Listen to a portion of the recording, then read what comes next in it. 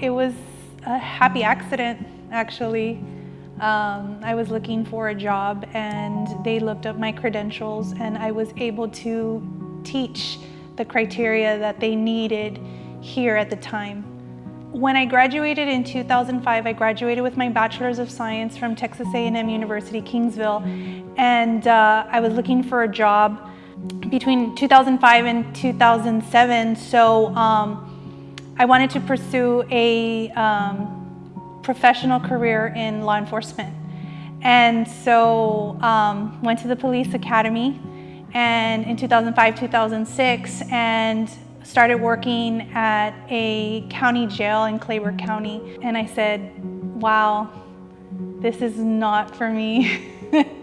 This is not for me. And so my mom said, why don't you go into teaching? And I said, no, I could never teach. I could never teach. And she's like, yes, of course, it's in your blood, you can teach. And so we took my qualifications and we inputted them into the Project PACE program, which is an alternate certification. And HCISD was looking for a specific criteria, which is family and consumer science. And so they called me and they asked if I was interested in the position at the time. And this was in 2007. To become a certified teacher now at all the colleges, you have to have that certification already in place. You have to take your PPR and your content mastery. And depending if, you could be bilingual certified, you can be SPED Ed certified, depending, and the college will lead you into that route. Now, for people like me that, are non-traditional going into teaching, right? There are certification programs, emergency certification programs that will get you teaching certified through courses and classes and with its particular content. So, there is that opportunity. Okay, you know what? I went into this. I want to teach now, you know what I mean? And so you can research those certification programs that, will get you teaching certified to get you here so you can start teaching right away. So my title is Teen Parenting Coordinator. So as the Teen Parenting Coordinator for HCISD, I run the program that has different components to get teenage parents graduated from high school. So our program is comprised of different services that we offer, like we have homebound home instructional services where we send the homebound teacher after a student delivers their child, we send them to the home and she does not have to step foot on campus. We also have transportation services with car seats that will take the babies and the mommies to and from daycare. We also have the teen parenting class, which I'm certified to teach in. We teach home education, we teach SIDS, shaken baby, early brain development. Just to name a few, I talk about birth control, STDs, human reproduction, jobs, careers.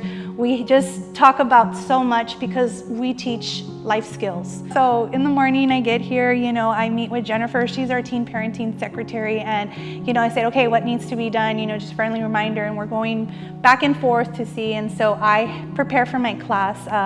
My class starts at 9:45, and that depends. If this wasn't a COVID year where we're zooming in, I would travel to the different sites. So like on an A day, I will be at Harlingen High School South, and on a B day, I'll be at Harlingen High School, and I'll be lecturing my teen parenting class. Now in the teen parenting class, like I said, we talk about different topics like nutrition, like STDs, like different topics that we cover throughout the year. We also bring in guest speakers. What's very interesting is that we will bring in, if we're talking about child support and child abuse services, we'll bring in resources like a representative from the Attorney General. We'll also bring in somebody from WIC services, so they could talk to the girls, so we could scaffold that information on them, and then so after that, I go to lunch, I eat quickly, and then in the afternoon, I do a daycare round. I see how the daycare is doing, and then I get prepared for my second class, which is located here at Keys Academy. And so I'll lecture and do the same thing with the teen parents that are here. And then at the end of the day, I'll have time to plan any paperwork that needs to be done, and of course I'll do another round at the daycare just to make sure everything is going a-okay. Now, as far as disappointments, yes, we've had many, especially it being a COVID year. That's not my favorite, but I try to stay motivated for them because I know the rewards that come in the end. So, I've been doing this for the past 14 years. This upcoming year will be my 15th year being the teen parenting teacher and daycare director for the school district. And I'm just looking forward to next year to be able to lecture face to face and have that connection that I once had previous years before that. So it's very challenging to do everything on Zoom. I think what the most rewarding thing is that, it not being a COVID year, right? Let's say it's not a COVID year. These girls, they go through so much at home. And to be able to overcome and graduate by having a child in high school. I became a mom at 34, 38 with my second. I cannot imagine what it's like to be a mother at 16 years old. And then you're faced with all of this. Well, you shouldn't have gotten pregnant. You should have been careful. You should have done this. You should have done that. And it's just kind of like, hey, we're here to help you. And we're here to support you. Okay, I don't care about what you did in the past. Let's move forward and see where we could get you where you need to be. And so we've had our disappointments where girls have dropped out and then they come back. And then they graduate and they continue their education because we're leading a good example for them. And so them graduating, I had just one graduate from a nurse. She just became an RN and she asked me for a letter of recommendation. And then another one that I just spoke to, she just became a realtor. And so, those stories, that's what is rewarding about this career, is that they get there, they overcome their stories. Going into teaching, I've never thought it would be so rewarding to be a teacher. Graduate from high school, try the best that you can, study, get those good grades, look for those teaching experiences. If you need to work while you're going to school, it is possible. I've seen so many people do it. Work and go to school at the same time. And if you could get a job with the school district, you're already in and you already have that experience. So not only will you have your certification and your degree, you have experience to go along the way. And so HCISD provides all of those opportunities to students that want to be teachers.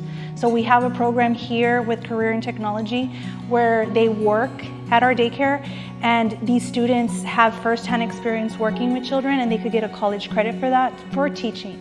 And so, that is looked upon, when they submit a resume, so graduate high school, try to get really good grades, work hard, get your associates, get your bachelor's, and get your teaching certification within your realm of what you want to teach, whatever your passion is.